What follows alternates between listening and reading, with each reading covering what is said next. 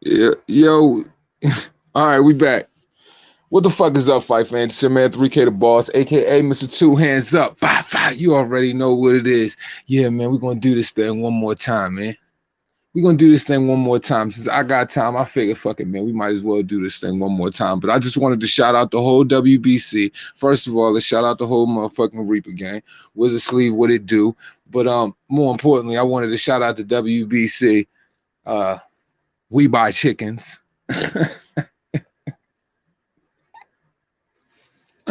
We buy chickens because, you know, instead of fighting the WBO 147-pound champion, we buy chickens. We buy ducks. We buy ranches, cows. We even milk them too. We buy teeth. We buy horse and buggy. We trash Ferrari. But more importantly, we buy chickens.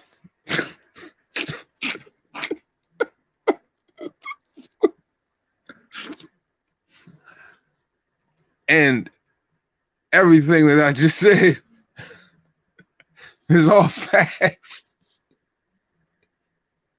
I don't know about the milk and the cow part, but the rest of this shit is all facts. But on a serious note, I'm here for a serious reason. I wouldn't be doing this if I didn't have a good point to make. There wasn't some things I just happened to skip out on, or I just didn't cover a few things. But whatever those reasons are, we're back. And it's for a fucking good reason. So strap in, let's do this shit how we do it. Reaper gang, what it do. Y'all already know how we do. Let's get it, go. Fah, fah. You already know what it is, man. Feeling kind of good, man. Feeling fucking dangerous. I'm feeling fucking dangerous, okay? But yeah, man, shout out to all my Reapers. Chain with the ice. Chain with the motherfucking ice, though. With the ice, though. Surge 510. You. What's goody? Miguel, what's popping with you? MVP, what's goody? WYE, Sean Porter won more money for Bud than Errol Spence. Huh. You make a very great point, sir. You make a very great point. Why is that? Why would you want and need more money for a Bud Crawford than an Errol Spence? I mean, if Bud Crawford lowballed you at $2 million and that was below your standards, according to what you say, what you said in the article, that was your statement that Bob Arum lowballed you, and if they wanted to secure the fight, they needed to come with the bag. Well, according to what MVP is saying, and what I'm trying to convey to you is, does that mean the PBC could give a fuck about you a little bit less? Just saying, did they lowball you too? Was that a shitty offer? I'm just saying. I mean, the streets are talking.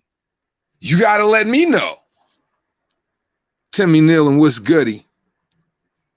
Porter about to get the highest pay in his career versus Crawford. So with that being said, now I'm not trying to say that's the reason why you're saying this. So don't take this way. But am I saying that this could possibly be he trying to cash out because he feel like he gonna end up getting packed out? Is that what it is?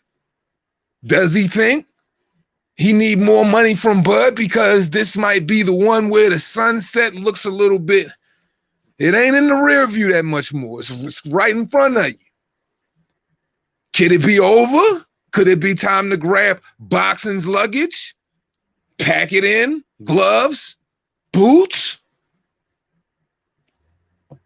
put the wrap down too? FYI, if you are in Tyson Fury's camp, definitely check the raps, according to Deontay Wilder. I'm not taking jabs. I'm just saying what's going on in the boxing world. Don't shoot the messenger. Don't shoot the messenger. Pacquiao wanted $40 million. Was only getting 15 for Spence. I mean, would we be saying that maybe Pacquiao might have priced himself out, but end up taking a kind of serious ass whooping by what's considered to be a lesser accomplished opponent? Should we say? Could that be it? I'm just saying. I'm not here to hate. I'm just listen.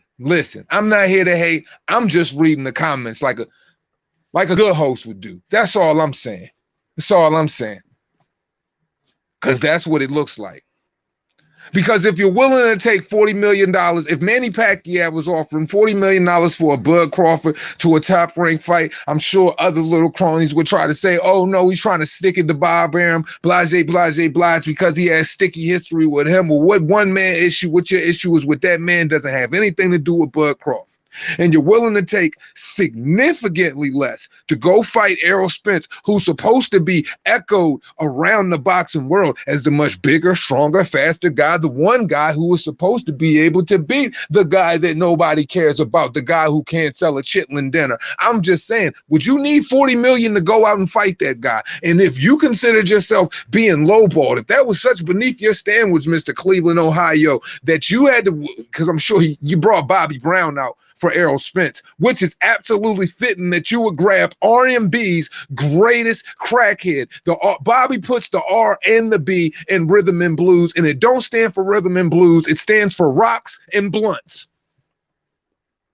You would bring him out to the showing. So $2 million for Errol Spence, significantly less, way less than half. Well, $5 million less than half.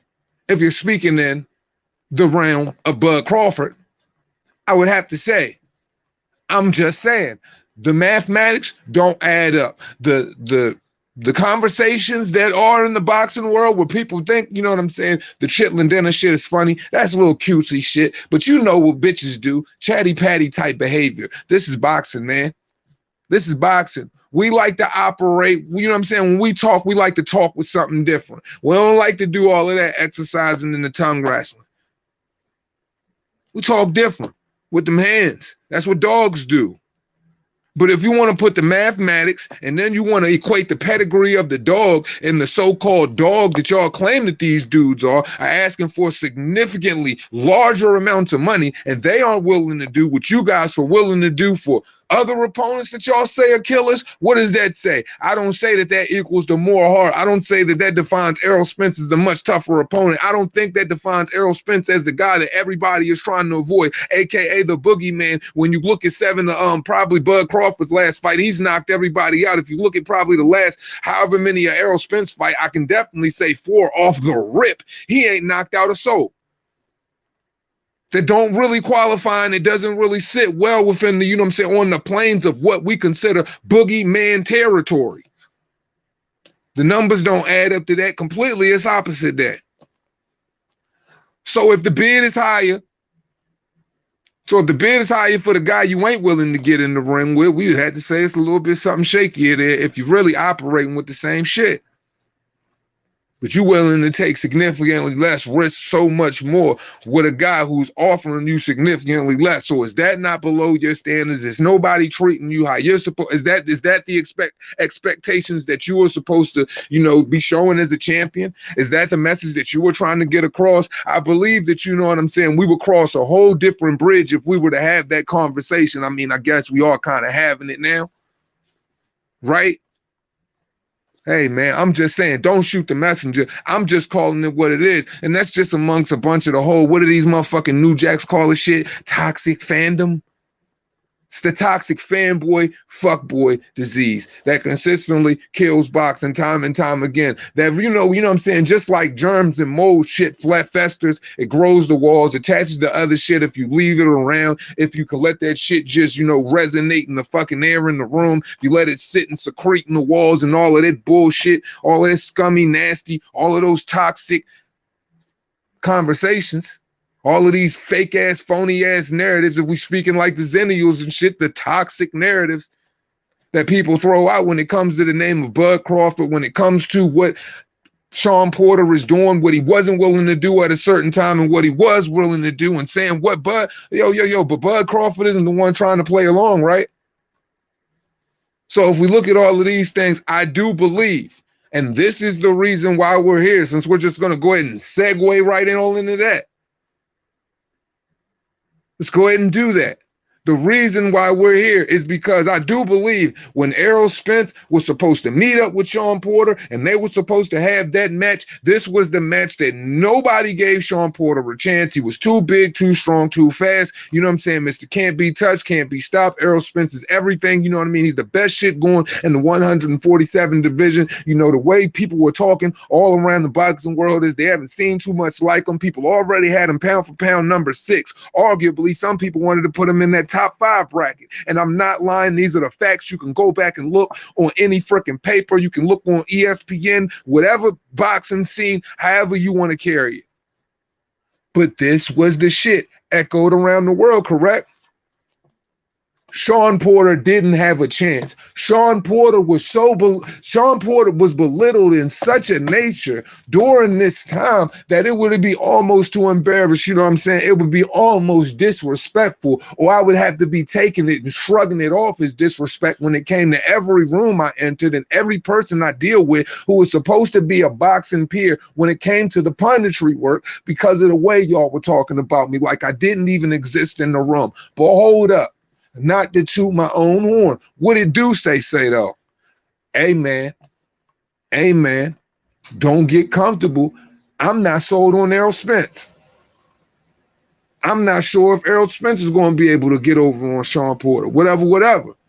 Yeah, we all know. We know what it was.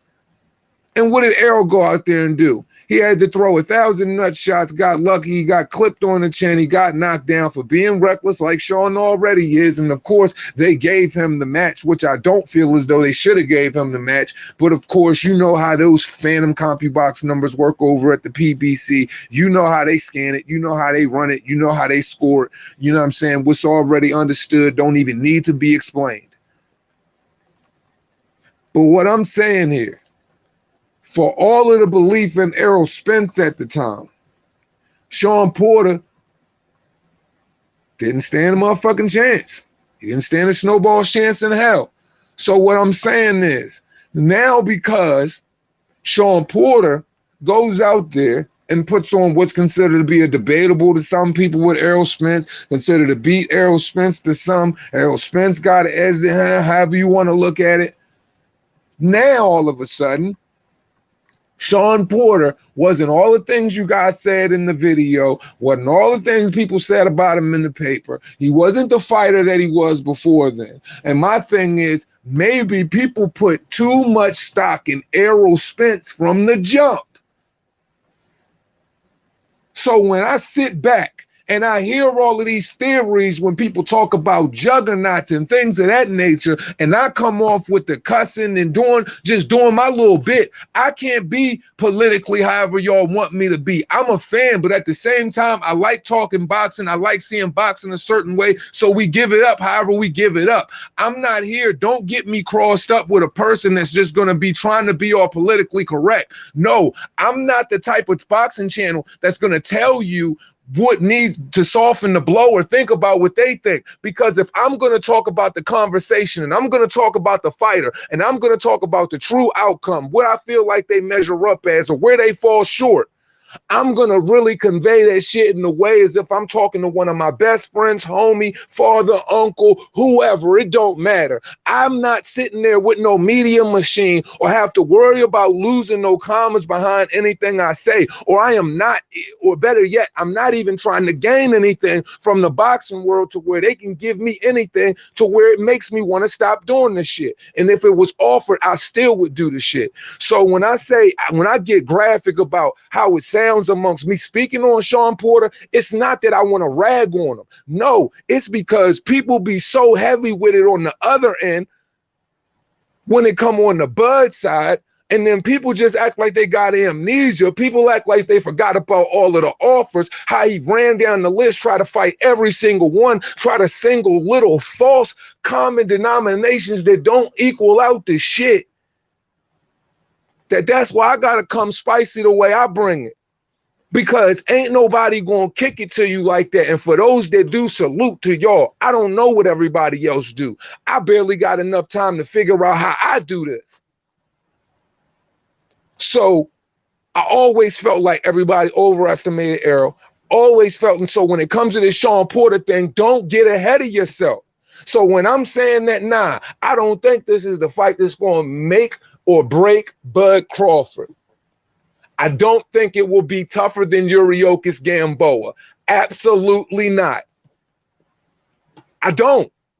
I'm just saying, because just because he goes to 147 now, we're supposed to be completely dismissive of the wars, the battles, whatever opponents he fought in his career, like it only exists up here because of what? The so-called weight bracket? Well, you completely dismiss that argument because he's knocked out every freaking welterweight that he's been in the ring with. And you can't say that there's certain dumpster juice or garbage juice because the one person Errol Spence tried to big up and Chris Algieri, what did Felix Diaz so-called do to him?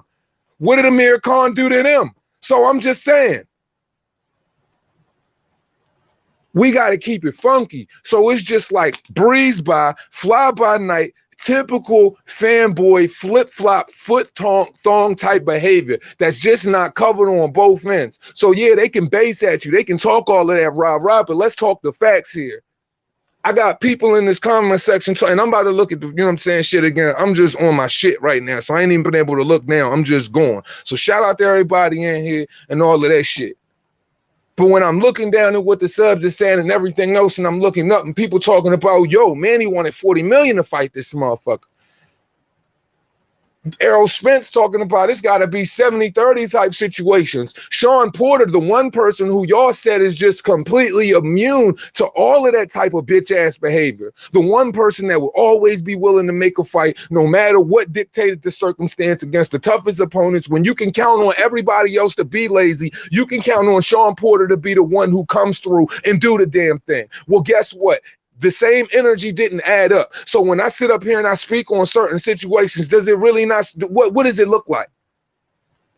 But now it's to the point to where I guess boxing got to make up so much of an ass of himself. You got to see it get to the point to where it's like you can't even hide the lies no more with Ryan Garcia, Teofimo Lopez, any of them. And all you can just do is just listen to the typical talking points.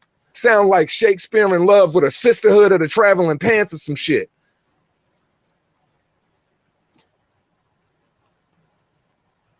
Am I missing something here? So keep it funky, bro. No. So all of a sudden, here we go, changing tune again. And I don't understand how it can constantly be blasted in the airwaves time and time again, just like, yo, the blatant level of disrespect. So it's just like, okay, if two hands is too hard on this individual, then how many motherfuckers is too hard on this or that person? Because really, I'm not here to care about nobody's feelings. I'm not here to give a two flux about somebody's feelings or nothing like that. I'm just here to convey the facts. And if I feel like, yo, you being shaky one way, if I feel like I got to combat a narrative one way when it comes to this whole Sean Porter, Terrence Crawford, just hoo-ha nonsense, this all of a sudden Sean Porter is great. No, it's just a whole bunch of people that is hoping that they can see in some way, shape, or form that Sean Porter will be able to baller block him so it lessens the blow and it could make it more believable for what they saw against Errol Spence that maybe he really is that tough. That's all it is. They are hoping. Who hopes another man fails so you can big up another dude? That's some female activity. Y'all act like y'all lay down with the nigga every night. Y'all make sure y'all iron his robe so that joint nice and warm when he hop out the shower and shit. The fuck out of here, man. Shout out to everybody in the building though. Reaper gang shit.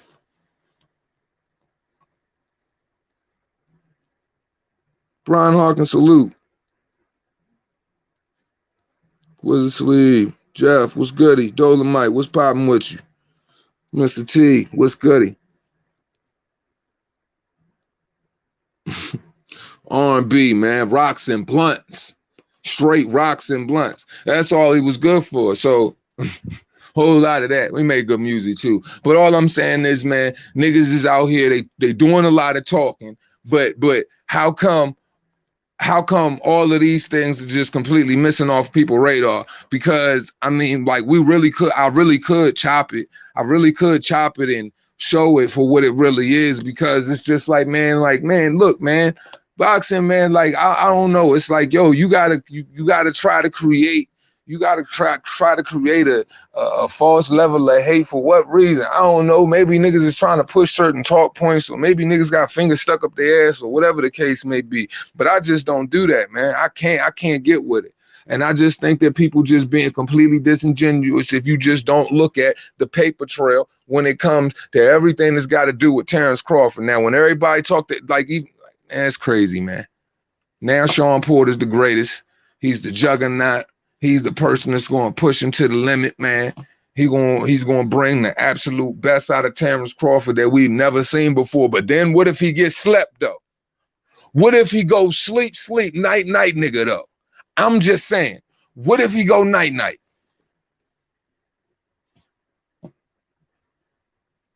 How great was Errol Spence a year ago?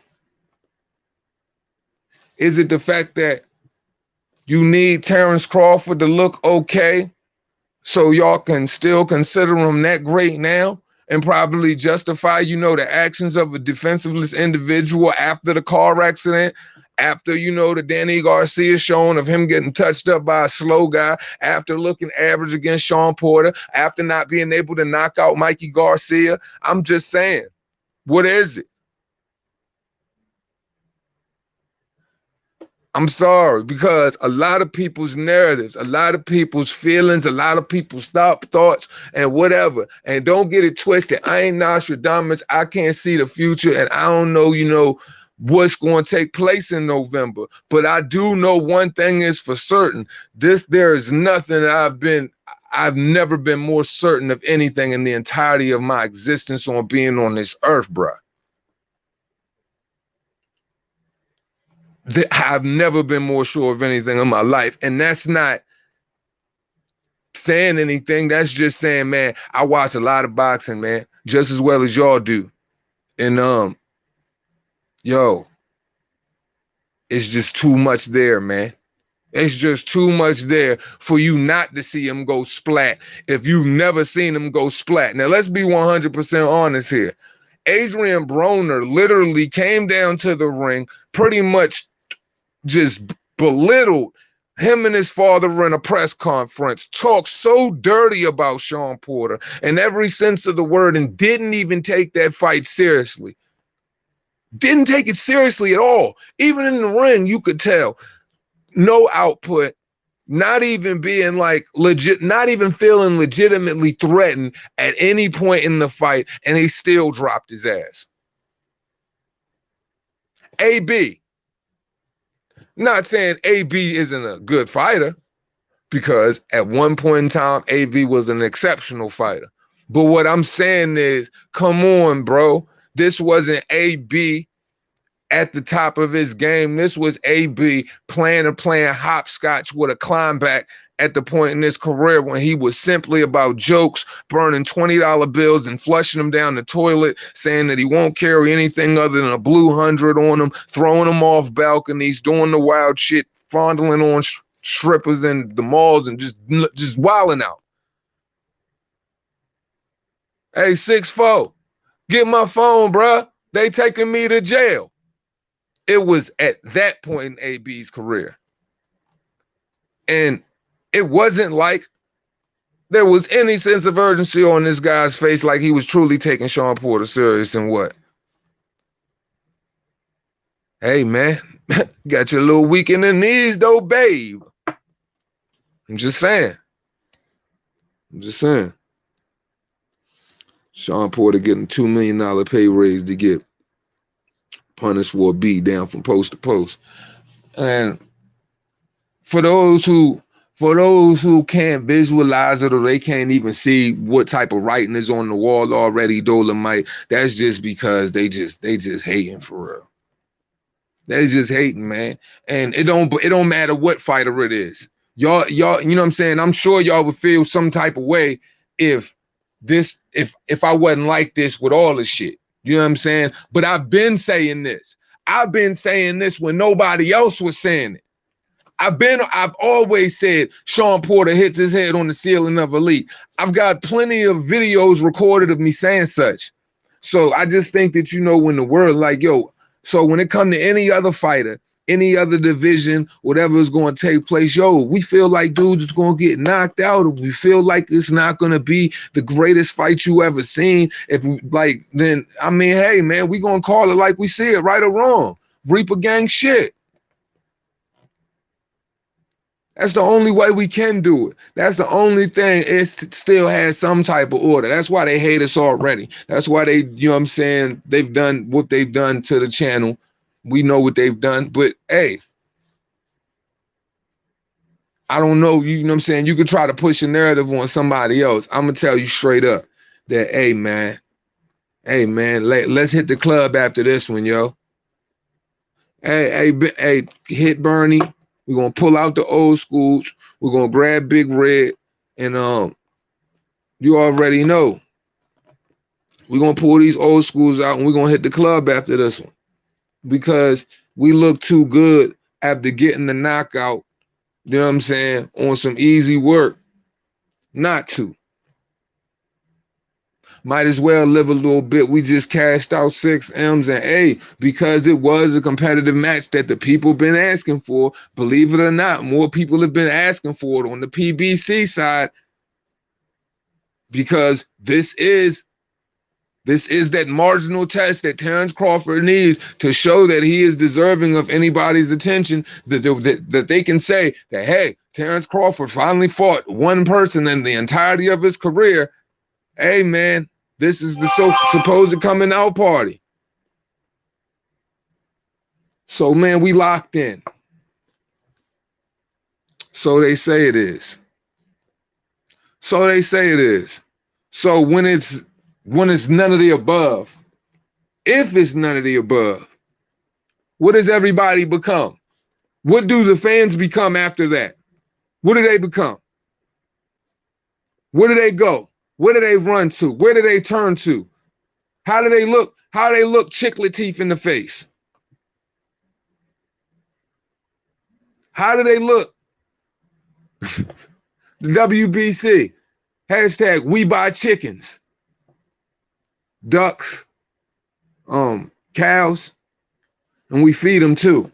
And horse and buggies and all types of other shit, allegedly. What are they gonna say? I'm just saying.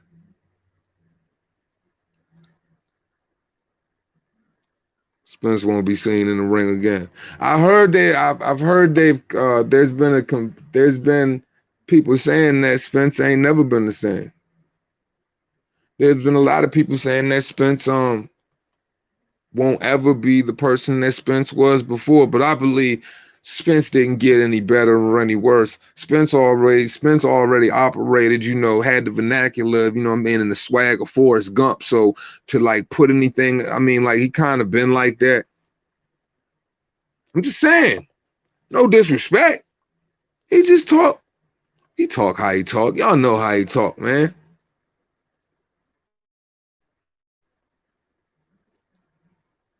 Four punches lands, every punch landed. Spence skill set doesn't transcend weight classes. Why you think he still melts to 147? Because he will be out of fucking place if he was at 154. He would have to operate. He would have to compete a lot more. If his, you know what I'm saying? If his if his punch power is completely non-existent at 147 pounds, then his punch power is going to be completely non-existent at 154. I'm just saying, I don't think you climb up those hills and it just consistently gets better. I just think it just goes, it's going to be what it's going to be. All I'm saying is, so how does the boxing world look after Terrence Crawford knocks him out, since nobody stops the juggernaut? How does the boxing world look after that? Anybody thought about that? I'm curious. I wonder how it looks.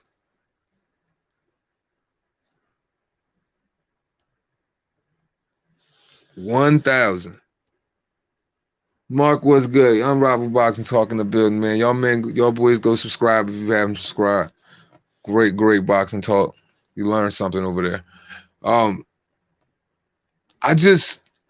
allergic to this bullshit when it comes to this constant fuckboy pedal pushing of, these little one-sided narratives and shit like that. It's like, yo, how's it gonna look? How's it gonna look? I'm telling you how it's gonna look. Sean Porter came off of a loss. Sean Porter lost to Errol Spence. He never was the same. The whole reason he got that $6 million is because he wanted to cash out. Sean Porter has become a complete YouTuber. Sean Porter has become a podcaster. Sean Porter has become in love with clown suits that he's bought specifically from a Ringling Brother and Barnum & Bailey's private tailor, and he's just in love with his own voice. So at this point in time, what did you expect? He has nothing but Errol Spence's leftover goods. Did you not witness the war that him and Errol Spence had? They can't handle it. Will it be respect given? Man, all I see is hate, man. All I see is hate, man. These anti-buzz handlers has wrote Sean Porter as a check that he can't cash in. And that's so great. And that's fine. That's fine. Because look, regardless of however it goes, man, roses to the victor. Let the bitches do that. But salute to them, though. All I'm saying is, I can't see it going that way based off of Sean Porter's history, what I've seen out of Sean Porter and his style of execution. I mean, your Denius Ugas beat him. Nobody likes to really talk about it. There was a knockdown that wasn't counted that fight, but I mean, hey, the water was... They spilled water on the floor so far that it was literally like, like a couple feet outside of the corner. Several. I mean, hey, man, what can I say? But, Sean Porter discovered the art of fighting on the back foot, floating like a butterfly, and staying lateral just to flee. All in one night of dealing with, a slick Denius Ugas. Tendencies change, so did the excuses, man. Man, look, Bud, low-key, niggas don't know Bud been waiting for something like this, and this is the sad part that people really don't understand. It's unfortunate that it has to be Sean Porter. Great guy.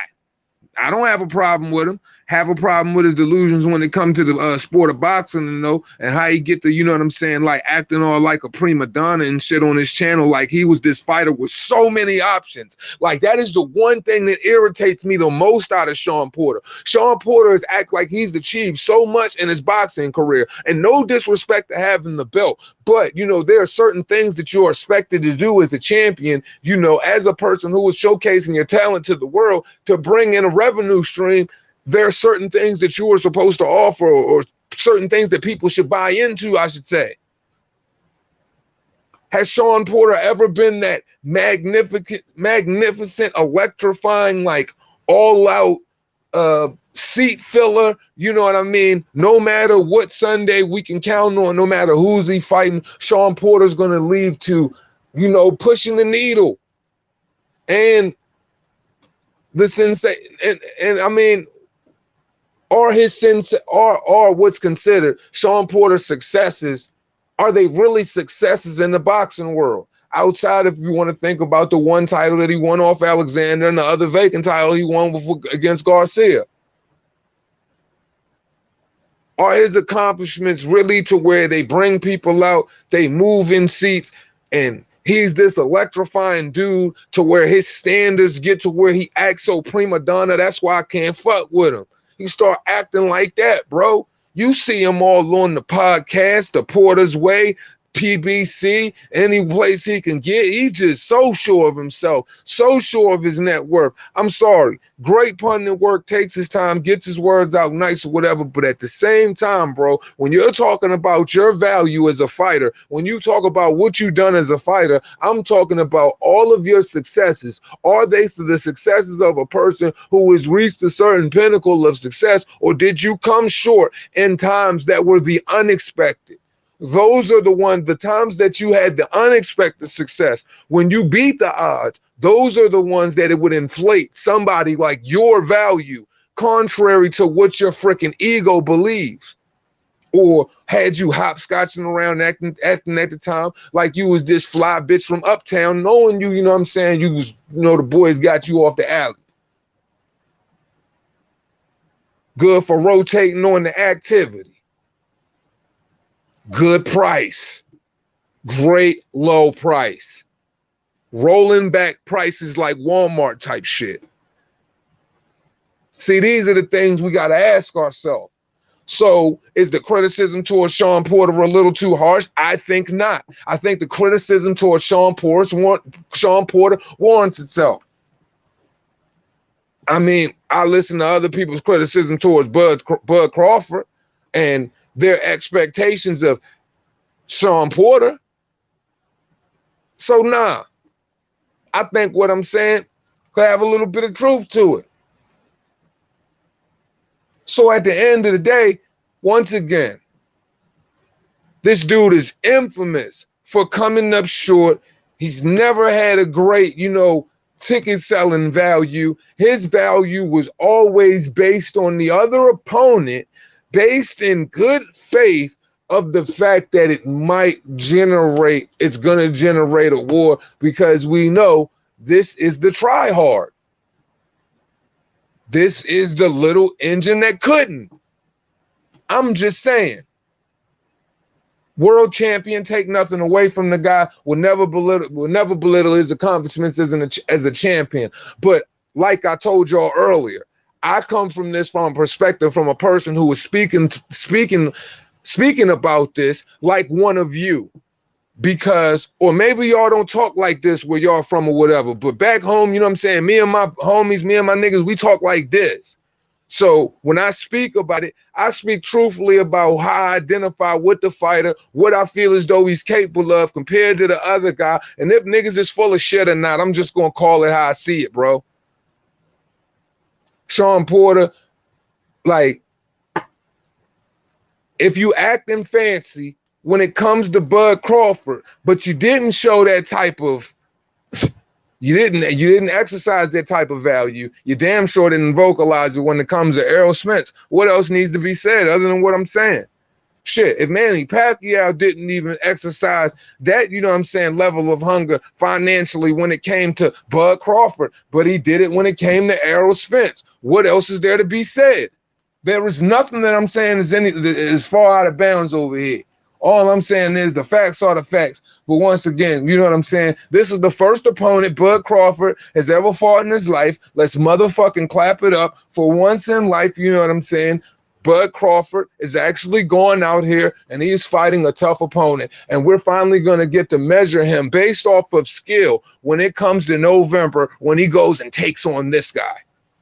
When I truly believe, contrary to belief, I truly feel as though this is the healing factor for those weak, sissy motherfuckers. And of course, like they say, the toxic fan bases and their narratives when it comes to the fact that they truly butthurt about how Errol Spence looked, and they just banking on this shit, baby. Well, guess what? If this is a Vegas bet, that was a shitty motherfucking hand of cards you just played. You shouldn't have rolled the dice on that one. You should have tucked whatever last $500, $5, $50 bill, whatever the hell you got lent in the one. I don't know, my nigga, but you should have tucked that shit, caught a bus home, caught a flight if you could afford it, and just got the fuck out of Dodge, because it ain't your lucky night. Your hand ain't itching, you know what I'm saying? Your palms ain't burning, my nigga, so get over it.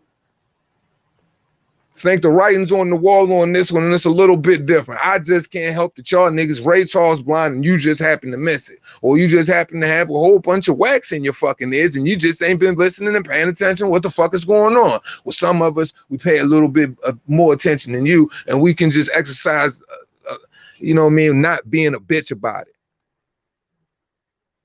Ain't no sides in this, man. Shit. Some people like to give y'all their predictions and they'll let you know. I'm just gonna tell you straight out. I ain't got to wait for we ain't gotta wait for no videos and none of that shit. I'm just gonna tell you straight out. I don't think you can do it. I don't think it's gonna be as hard as everybody believes it is. I think a lot of people are full of shit, and that's pretty much all I got to say about it. You know what I'm saying? So as we always say at the end of this shit, it costs you nothing. Pay a nigga no mind. This is Reaper Game Radio. We went 2 for what? 2 for 2? 3 of them bitches today, didn't we? Man, fuck it. I got time. And guess what? Sean Porter, you fucking fake fans, fanboys, and all of you people with your little fucked up interpretations of what you feel as though is going on out here, and all you fugazi motherfuckers with the batteries in your back, really feeling like, you know what I'm saying, this is Bud Crawford's coming out party. We got another thing coming, but hey, remember, Sean Porter wasn't that good. He wasn't that good when he was going to fight Errol Spence. He didn't stand a chance then. He didn't stand a snowball's chance in hell. Fuck no. There was no other way around it. Nobody told you different. Well, maybe a couple of us did, but look, this ain't Errol Spence. And maybe Errol Spence was never what you guys thought he was to begin with. Maybe you guys is overvaluing your talent. Or once again, maybe y'all need to venture out a little bit and really pay attention to the boxing world. And that's, you know what I'm saying, your one little promotional outfit or whatever. But hey, man, once again, it costs you nothing to pay a nigga no mind. I appreciate everybody for, you know what I'm saying, stopping in and spending their fucking time with me. And yeah, man, I see y'all Super Nipple Sunday. Reaper Gang shit. Respect.